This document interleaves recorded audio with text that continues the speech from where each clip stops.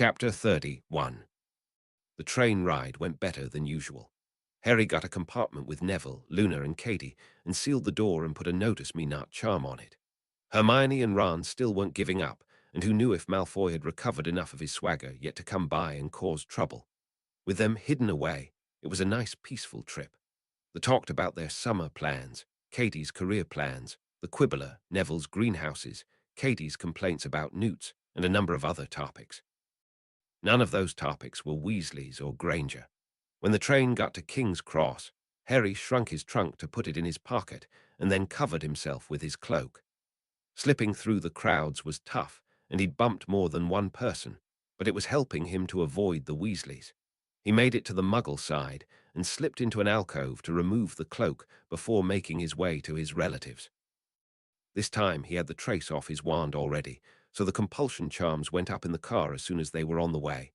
Harry hadn't charmed Dudley last summer, and wouldn't this summer either unless it became necessary. He'd hardly even seen Dudley last summer. He still hoped that the Dementor incident had changed him. Vernon and Petunia were beyond hope. This summer, Tom wouldn't have time to give him lessons in anything, but that was okay since Harry had a lot more freedom this summer. Tom was currently working on Rita Skeeter's book. Harry had sent his memory of the book from his mental library with Darby a few weeks ago, and Tom was rewriting it. It would be the key to their coming-out plan. They were taking the few embellishments and untrue assumptions and making them the absolute truth. Anything but could come back to bite them in the ass later. Then he was adding chapters.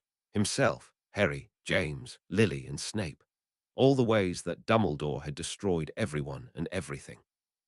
It wouldn't work for everyone, but it should get them enough sympathy and understanding to get at least most people on his side, especially with what they had planned for Harry's birthday. Harry had a lot to do before then too, though. Chief among them, talking to his godfather and getting to Gringotts. Neither he nor Tom were sure if the time travel would affect his magical age, which was all the goblins cared about, but they knew that the time turner would affect it, and Harry had definitely spent far more than a month repeating time in the last 2 years, so he should be able to claim his vaults and titles now. Pull the rug out from under everyone not expecting it until next month. He needed to find out how deep the treachery of the Weasleys went too, though at least some of it would likely need to wait until his birthday surprise to find out. It was already late when they got home, so Harry just had dinner and went to bed. He planned to be in Diagon Alley early before the crowds. It would make moving around under his cloak easier. His first stop would be to grab a quick kiss from his boyfriends that he missed desperately before they opened the shop. Then the bank. Then, time permitting, his godfather. Depending on what kind of mess he ended up with at the bank, Sirius might have to wait another day, especially since he was most definitely spending the evening with the twins, and maybe the night, depending on how things went. He only spent about 10 minutes with the twins in the morning, given his desire to get to the bank before the crowds, and he went up to a free teller and pulled his cloak back enough for his face to be seen. "I'd like to see my account manager, please." The goblin grunted and put up a "back later" sign. He was more than used to all manner of disguise and subterfuge. Many of their customers couldn't be seen in polite society. The wizards knew that to deceive the goblins, though, was an executable offense. Since this wizard hadn't given a name, it was assumed that he was who he seemed to be. Unless he was a moron, he would know that it would be tested in the account manager's office, and if he was lying, he would be killed by sunset. Therefore, he didn't hesitate to lead the wizard to the correct office. He motioned him to wait and stepped in the door for a moment before returning. "Bladefist will see you now." He held the door open for the invisible wizard to step through. Harry took off his cloak as soon as he was in the office, and the goblin motioned him to sit down. "What can we do for you today, Mr. Potter?" Harry knew that the goblins didn't care at all about human law and would never tell a soul, but Merlin help you if you lie to them. "Due to time turner use over the last 2 years, I have reached my majority early. I would like to have a heritage test and open my family vaults." "Test first. If you are not who you say you are, you die," Bladefist said, sliding a special parchment and knife across the desk. Since he wanted a full heritage test, the more minor identity test could be skipped. Harry took the blade and pulled it across his hand before letting his blood drip on the parchment. Once the writing began, he took his hand away. Permission to draw my wand to heal my hand. Dealing with the goblins had been part of his training, of course. Any other spell cast will see you dead before you finish, the goblin warned as he gestured him to go ahead. Harry gave a shaky smile as he took out his wand, cast a quick healing spell, and put it back away in seconds. The goblin had already seen the first few lines listing his name and his parents' names because the page was still writing when he started pulling folders out of his desk. By the time the parchment was finished, so was he. The goblin took a look at it and then pressed a few buttons on his desk before turning his attention to Harry. Your trust vault has been collapsed into the Potter family vault, and all keys have been disabled. You also have your father's personal vault and your mother's personal vault. Would you like those collapsed into the Potter vault as well? Not at this time. I'd like to take a look at them as is first, Harry told him, and the goblin nodded. You also have a Black family stipend vault, which was changed to the Black Heir vault after the death of Arcturus Black in 1992. This vault is required to stay intact, but you can, of course, move money into and out of it from your other accounts any time you wish. I will keep that in mind, Harry told him. As I'm sure you know, you are now Lord Potter. You are also Lord Gryffindor. That title can only be claimed by one found worthy to wield the sword of Gryffindor. Harry noticed the hatred on the goblin's face at the mention of the sword, but ignored it, knowing that nothing could come of it. In addition, it seems that you are also Lord Slytherin and Lord Peverell by right of conquest. I am waiting for the information on the Addition 3 family holdings. Is it possible to transfer a title before my death to someone other than my child? He knew that parents sometimes passed on their title to their children when they retired, so that part was possible, but it didn't mean he could give it to someone else. It is, but such a thing is not be done lightly. Should it be done, you will automatically be the heir of that line until your death. Only then will the new lord be able to pass it on to someone else, child or not. Okay, how would I go about that? Harry asked, already making plans in his head, but not deciding anything for sure right now. Both you and the new lord would have to come here, sign papers, and transfer ownership of the rings. Okay. I'll keep that in mind, Harry said with a nod, as there was a knock on the door and another stack of files was brought in. The goblin glanced over them before telling Harry, all three of these families have only the main family vault. Since no one has claimed any of the lines in the last 200 years, all secondary vaults were collapsed back into the primary long ago. Before we get into the details, you will have to don your lordship rings. 3 ring boxes were slid across the table. If I take the rings, that won't stop me from passing on the titles, will it? Harry wanted to be sure. You can only pass on the titles if you are the recognized lord and wearing the ring, Bladefist explained. All right then, Harry nodded and started with the Potter ring and then Gryffindor, Peverell and Slytherin. He put them all on the same finger as he knew was proper, and then there was a 5th ring box slid over to him. What's this one? The Black Heir ring, he was told. Should Lord Black name a different heir, it will automatically change to a family member ring. Harry put that one on too, and it merged with the others. He mentally cycled through them, watching them chain, depending on which one he was thinking of, before he set it to Potter and looked back up at the goblin. We will begin with the amount of gold in each of your vaults. Here is an accounting for your information. We do not keep track of any items in the vaults. That you will have to peruse yourself or pay for an audit of the vaults to be done and a list to be generated. I would like to have that audit, please, for all of the vaults, and if you could take the fee out of the, he looked over the list, James Potter personal vault, will that be enough to cover it? It will, Bladefist nodded. Chapter 32. Here is an accounting of all transactions made on your trust vault as the only one active. This folder contains all other transactions from revenues and investments on all other vaults. You can look through that at your leisure. It only took Harry a glance to see that, yes, the Weasleys were stealing from him, so he asked, what sort of options do I have if unauthorized transactions have been made from my trust vault? You will need to sign an affidavit for each fraudulent transaction stating that you did not authorize it. The signature will not take if the statement is false. The money will then be taken from the personal vault of the person who retrieved the gold or their family vault if the personal vault does not have enough. What if only part of the transaction was fraudulent? In what way? For example, here, Marley Weasley took 300 galleons from my vault, but only gave me 100 of it. There is nothing that can be done about that. You gave her access to your vault, and therefore what comes of it is your consequences to bear. This is why wizards should never give others their keys. I understand, Harry said. I would like an affidavit for all of these transactions, he said, as he marked the ones that he was positive weren't for his school supplies. He was still out over 1,000 galleons, but it wasn't about the money. And can you make it so that if it can't be covered by the personal vaults of Marley Weasley, Ronald Weasley, or Ginevra Weasley if they have them, just take whatever's there and don't touch the Weasley family vault? And can you delay the recovery until July 30th? He noticed that they always took everything out of his trust vault the day before his birthday, when it was refilled again from the Potter family vault. He didn't want them to notice that the trust vault was closed and panic and empty their own vaults. If that is what you wish, Bladefist nodded and pulled a stack of affidavits out of his desk and began filling them out with the pertinent information and then handing them to Harry as they were ready. Harry signed them all with the provided blood quill, and they were all found valid. The recovery will take place on July 30th, as per your instructions. Thank you. Moving on. Properties. Gringotts will provide the first portkey for each of the properties with no charge. Any after that will be charged our normal rate. Here is a list of the properties you own by each family.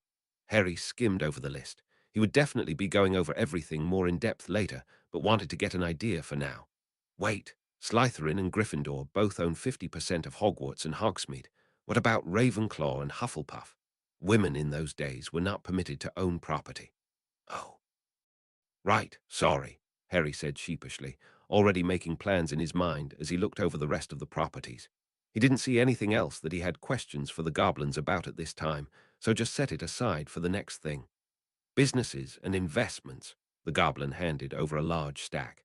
Harry wasn't interested in much of this. It could all be gone over for the most part later, so again he just skimmed, until he saw something that he couldn't help but comment on. They gave me 30% of the store. He didn't know if they did that the last time or not, since he hadn't been to Gringotts himself since before third year. Sorry, he said sheepishly. I assume your business partners did not inform you of that. No, they didn't, Harry shook his head. He took another look at that line item and saw that the proceeds were going into the Potter family vault, which made sense since it was the only one they knew he would have. Sorry, continue. Currently, Gringotts is managing your business and investments for a 10% fee as is standard. If you wish to take over the management yourself, the fee will reduce to the standard 2% transaction fee. I'm good with Gringotts managing everything. I wouldn't know enough to do a good job, and I know I can trust the goblins. He noticed the surprise on the goblin's face at that last statement and knew he won the points he was going for. Just don't ever sell Weasley's wizarding wheezes. I've made a note of such. Since that is an investment that was not purchased through us, we would not have sold it without your permission regardless. Okay, good. What are these numbers next to the lines? That is the profit you are making, or in the case of the red numbers, losing. There should be very few, if any, of those, however. The only time we keep ones that are losing profit is if we have reason to believe that it is only a temporary slump and will soon bounce back. Okay, and the different colors. The items listed in blue are the ones that you hold a controlling interest in. Harry noticed what the twins' shop wasn't one of those, which made sense, but it was making him a crapload of money.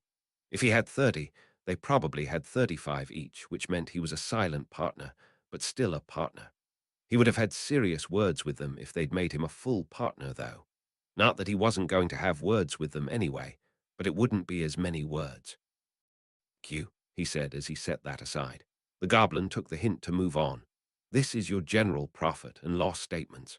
The top page is overall across all of your vaults, and then each family is on a separate page as well. Harry took that and looked it over for a moment, skimming each of the pages before setting it aside. Next is family maintenance.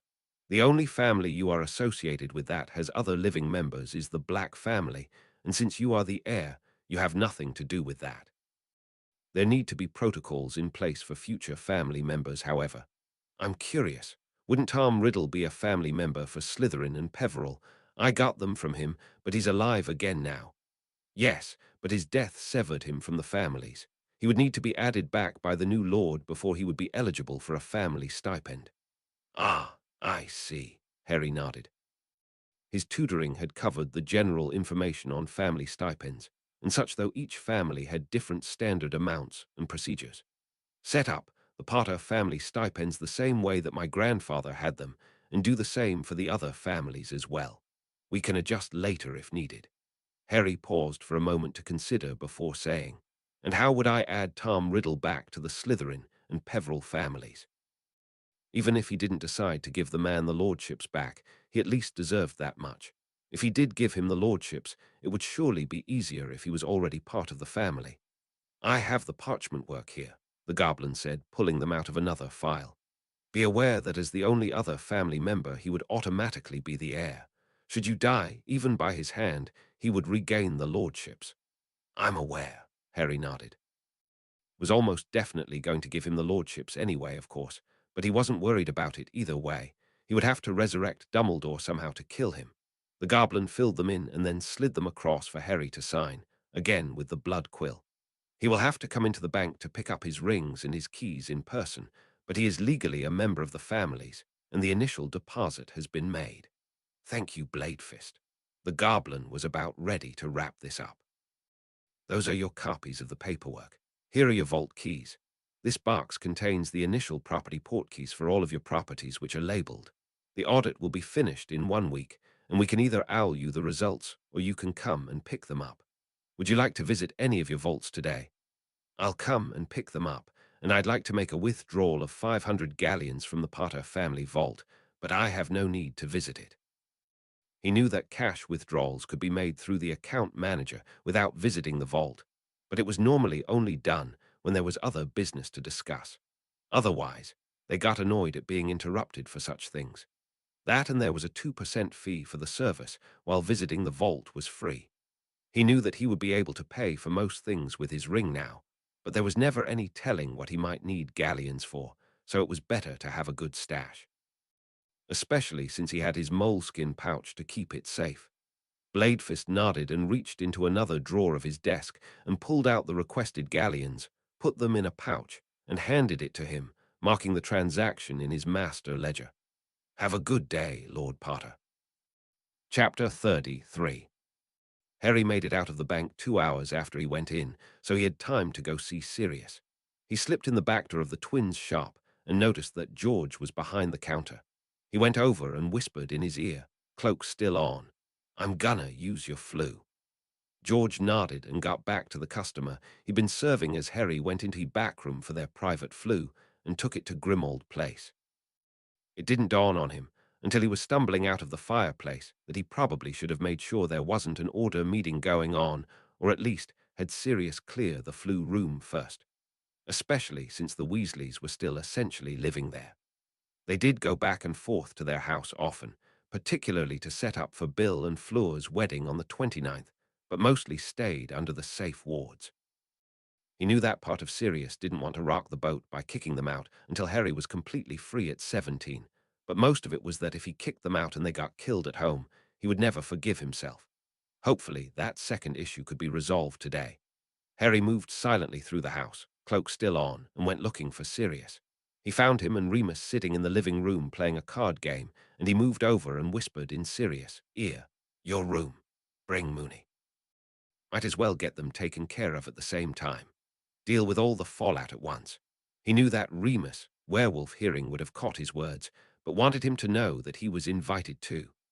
Once they were ensconced in the room, and Sirius had put silencing charm and ward barriers on the door to keep anyone from overhearing or barging in, Harry took off the cloak and got hugs from both of the remaining marauders. I know you said you'd visit Pup, but I didn't think you meant this soon, Sirius chuckled. Not that we're complaining, of course, Remus chimed in. He was all on board with the hating Dumbledore train since Sirius had shared most of what he knew. Of course not, Sirius shook his head. I hope you're still not complaining later, Harry muttered nervously as he shifted on his feet. Sirius and Remus both frowned, and Sirius reached his hands out to Harry's shoulders and said earnestly, Harry, there is absolutely nothing you could say or do that would make me love you any less, okay? He got the idea that this was something big, judging by Harry's demeanor, and wondered if it had something to do with Dumbledore or the love potion incident. That goes for me too, Remus added. Now have a seat and tell us what's on your mind. Okay. Just don't get mad until I finish, okay? He said. We promise, kiddo, Sirius said, more worried than before. Okay. I've thought 1,000 times about the best way to do this and where to start, so I guess I'll start at the beginning. A year from now and 2 years ago. Both men looked at each other with raised eyebrows. Time travel wasn't possible on that scale, was it? Dumbledore had gotten his wish, and I stayed a nice, gullible pawn. Even after he died, I followed his insane plan until the end. The end being where I was supposed to walk up to Voldemort unarmed and let him act me. What? Both of them yelled and were suddenly on their feet. Let me finish what happened after that, and then I'll tell you his whole plan, Harry told them. Okay, right. Sorry, Remus was the one to say, but Sirius clearly agreed, and they both sat back down. Well, Voldemort and were linked together at that point, so we both kinda ended up dead. We're standing there in a Misty King's Cross station, and then Death appears and starts yelling at us. Apparently we weren't technically dead, though we could be if we wanted. But we were already in the process of ending the world. Both of us. Because of Dumbledore's plans and manipulations.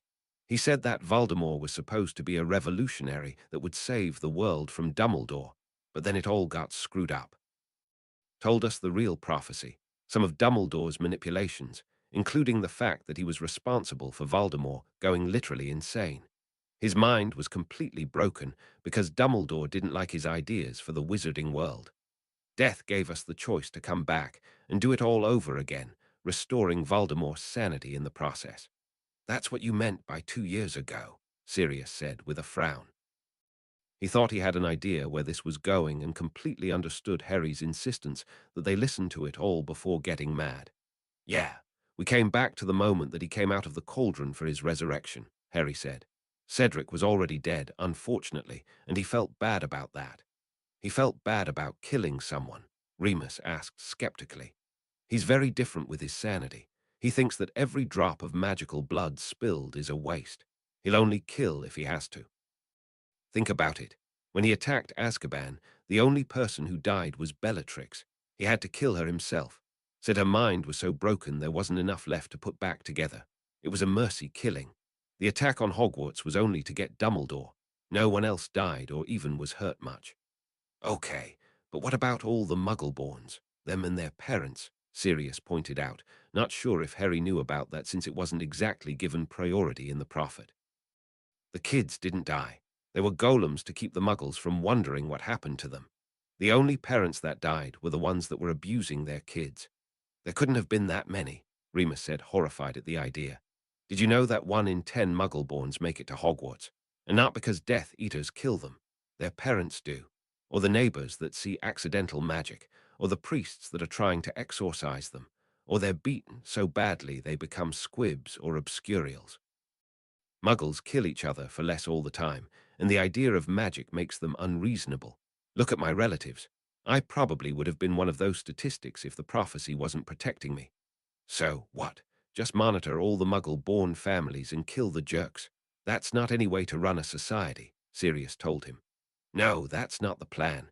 That's what they're doing right now because they can't do anything else.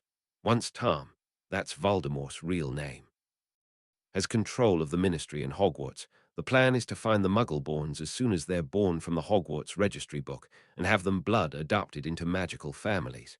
Not just purebloods before you guess that, but purebloods are the ones with the biggest reproductive issues right now. And you think they would take in Muggle-borns and actually treat them right? Remus asked skeptically. That was my concern too, but apparently, yeah, they absolutely would. There are even some of the purebloods at school right now that were relocated before Tom completely lost his mind. Their problem with the Muggle-borns is that they're changing our world into a copy of the Muggle one, that they're bringing us closer and closer to Muggles, and if the statute of secrecy ever breaks, the Muggles will destroy us. And they're right about that. Removing the Muggle-borns removes the risk, and they grow up in the arms of a society that appreciates them. And all those Muggle parents grieve a dead baby? Sirius asked, trying to make Harry think things through. No, they will be replaced with Muggle orphans that need homes and a spell cast that's similar to a blood adoption, but works on Muggles so the orphan is their biological child, just like the blood-adopted Muggle-borns becomes their new parents' adopted child. A Muggle orphan gets a family, a Muggle-borns is saved from statistically probable abuse, and the wizarding world has less to worry about with exposure. Both men were thoughtful at that before nodding. They didn't quite agree yet, but they could see the merits, to a point. Okay, so that's one of the things he want to change. What about the rest? Did you know that any magic that uses emotion is considered dark magic, even the Patronus? Both men nodded. You also know that the light, magic that doesn't use emotion, takes the magic from the world without replenishing anything. Emotion is magic. Not casting dark spells weakens magic as a whole.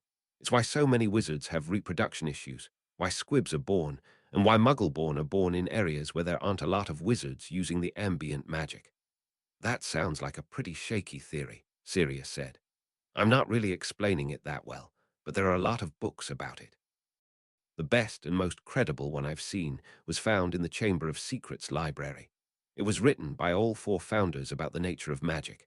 I also have one written by Merlin about it, but it goes more into specifics, while the founders' books is generalities, including a lot of experiments and results proving it. I'll let you read them if you want. Cub, books by the founders, and Merlin I would kill to read, even if it was just on how to make crossings, Remus said in awe. But anyway, the fact that we're trying to kill dark magic and dumping all the holiday rituals that are designed to strengthen magic means that magic is weakening. Death said it was dying. I'm betting Dumbledore didn't realize that, since if magic died it would totally screw up his big final plans. Yeah, let's get back to this whole plan of Dumbledore's, Sirius said, not really wanting to hear more about Voldemort's plans right now. The fact that he was starting to understand the guy gave him the heebie-jeebies. Right. Yeah. Okay. There'll be a lot more detail coming out in a book in a couple weeks, but I'll give you the overview. Starting with James Potter demanding my mother in return for turning against his father to support Dumbledore, so Dumbledore, wanting his hands on the Potter fortune, love potioned my mother, with James' knowledge and approval, Harry said disgustedly.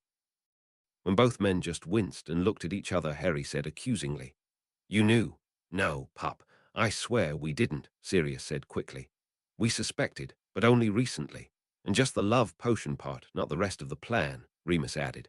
"All that talk with my mind healer, going back over the past and getting perspective, brought up a lot of things that I didn't think about at the time that never made sense. He talked it over with me, and we started to suspect. We were considering telling you, but without proof, how do you tell a kid something like that?" Harry relaxed and nodded. "Okay, yeah, I get that. As long as you would have definitely told me if you knew for sure." "We would have," Sirius said honestly. "And I think that I should interject here with something that my mind healer helped me figure out."